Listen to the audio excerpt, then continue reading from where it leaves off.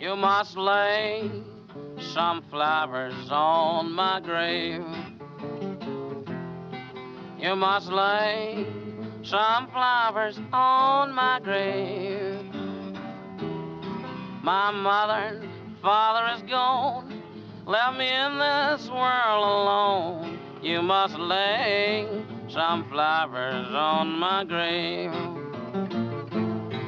My father was a road sport and a gambler too, and he left me here just singing the blues. It's one of those things where I've loved music, ever since I was a small child. It's always been a part of my life. During happy times, during sad times, it got me through every aspect of my life. But when the blues hit me, that's when I really fell in love with music, and I really realized what I wanted to do with the rest of my life. I started researching, started heading down to Mississippi, going to historic sites, going to gravestones and paying my respects to the musicians that I loved. Didn't matter who it was, if they contributed in any way, shape, or form to the American music that I truly loved. I was going to pay my respects and make sure I made my trip and due diligence to get down there. And it was kind of funny how I actually met Stephen Salter, the president of the Killer Blues Headstone Project. I was on the website, killerblues.net. And he has a list, a comprehensive list of artists that we don't know where they're buried. And I actually knew where one or two of those guys were buried. So I sent an email to him, shouted to him, and within a day he responded to me. We got on the phone. Next thing you know, we're meeting in Chicago. And what I love about this organization more than anything is it's based on integrity. And I realized during that trip, we sit around listening to music all night and just talking the blues into the early mornings. When I realized he was testing my integrity, seeing what kind of man that I was, before he let me in to his organization. Something that he started from the ground up and was very important to him. And so it meant a lot to me when he opened the doors for me and let me be a part of it.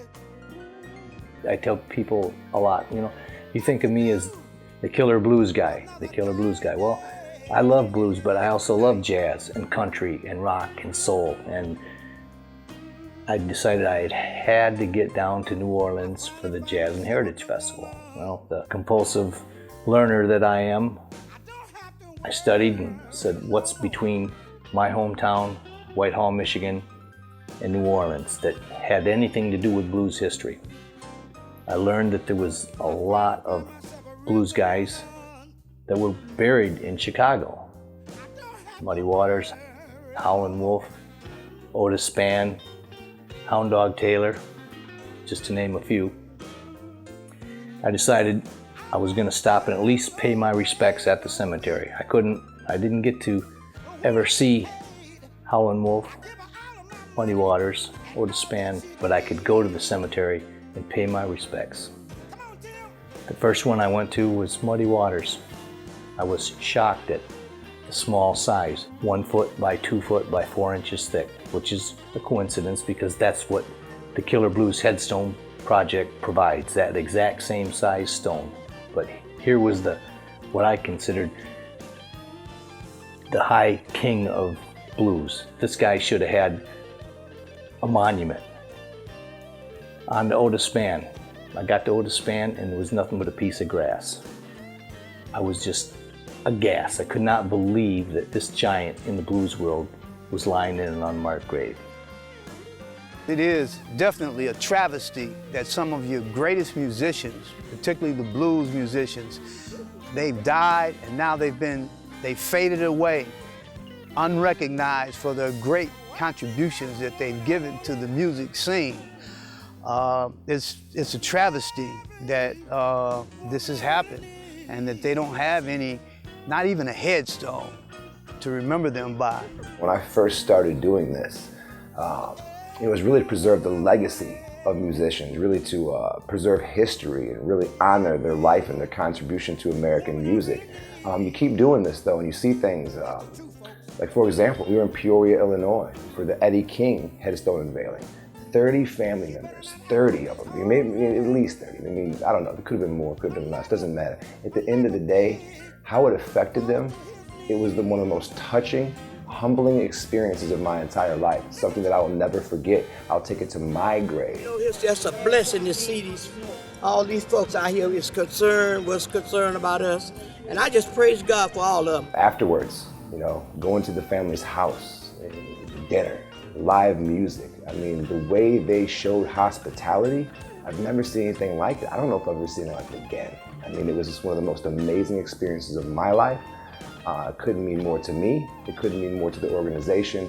And I will continue to pay it forward to those families that deserve it. The little people they don't recognize. But anybody that got million dollars is recognized. But those that don't have that kind of money, they just throw them aside.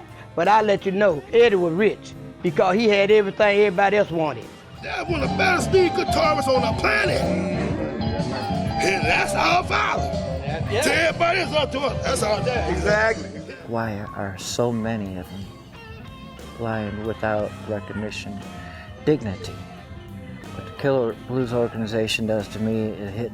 Right now, I just about want to cry after going to see Eddie. I didn't know I was going to be there that quick. It wasn't just Eddie, Rumpy's in there with him.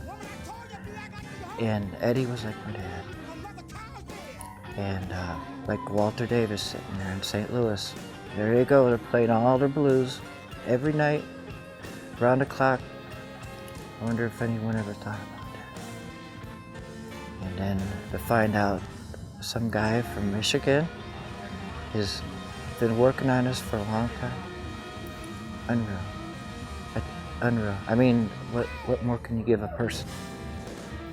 The primary reason why I do this is respect. I respect the art that these early blues artists gave to the world. I mean, I can't play a guitar, I can't sing a song, I can't carry a tune, but these people gave us a very intimate part of their life.